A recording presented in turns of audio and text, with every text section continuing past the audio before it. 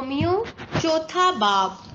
پس ہم کیا کہیں کہ ہمارے جسمانی باپ ابراہیم کو کیا حاصل ہوا؟ کیونکہ اگر ابراہیم اعمال سے راست باز ٹھہرایا جاتا تو اس کو فخر کی جگہ ہوتی، لیکن خدا کے نزدیک نہیں۔ کتاب مقدس کیا کہتی ہے؟ یہ کہ ابراہیم خدا پر ایمان لایا اور یہ اس کے لیے راست بازی گنا گیا۔ کام کرنے والے کی مزدوری بخشش نہیں بلکہ حق سمجھی جاتی ہے، مگر جو شخص ایمان لاتا ہے اس کا ایمان اس کے لیے راست بازی گنا جاتا ہے۔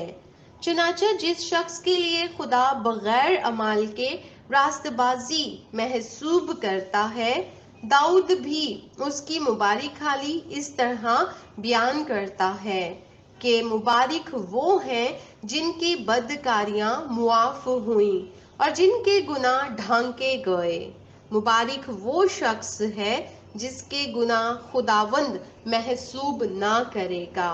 پس کیا یہ مبارک بادی مختونوں ہی کے لیے ہے یا نامختونوں کے لیے بھی؟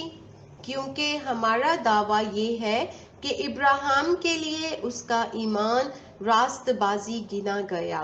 پس کس حالت میں گنا گیا؟ مختونی میں یا نامختونی میں؟ مختونی میں نہیں بلکہ نامختونی میں۔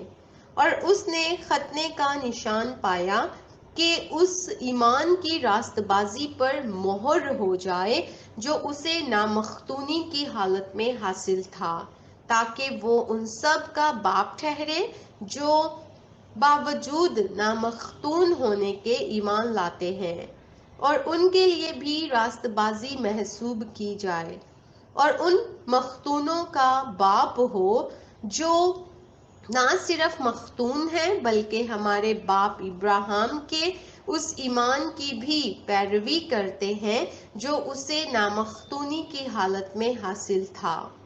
کیونکہ یہ وعدہ کہ وہ دنیا کا وارث ہوگا نہ ابراہیم سے نہ اس کی نسل سے شریعت کے وسیلے سے کیا گیا تھا بلکہ ایمان کی راست بازی کے وسیلے سے۔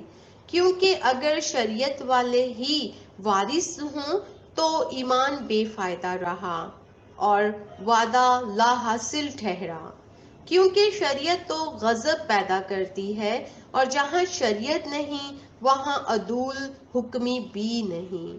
اسی واسطے وہ میراث ایمان سے ملتی ہے تاکہ فضل کے طور پر ہو، اور وہ وعدہ کل نسل کے لیے قائم رہے، نہ صرف اس نسل کے لیے جو شریعت والی ہے بلکہ اس کے لیے بھی جو ابراہیم کی مانند ایمان والی ہے۔ وہی ہم سب کا باپ ہے۔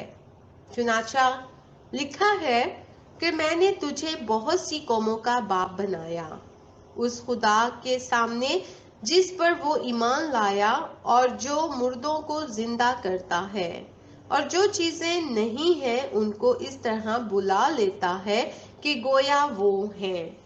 وہ نا امیدی کی حالت میں امید کے ساتھ ایمان لایا تاکہ اس قول کے مطابق کہ تیری نسل ایسی ہی ہوگی وہ بہت سی قوموں کا باپ ہو۔ اور وہ جو تقریباً 100 برس کا تھا، باوجود اپنے مردے سے بدن اور سارہ کے رحم کی مردگی پر لحاظ کرنے کے ایمان میں ضعیف نہ ہوا اور نہ بے ایمان ہو کر خدا کے وعدے میں شک کیا، بلکہ ایمان میں مضبوط ہو کر خدا کی تمجید کی، اور اس کو کامل اعتقاد ہوا کہ جو کچھ اس نے وعدہ کیا ہے وہ اس سے پورا کرنے پر بھی قادر ہے۔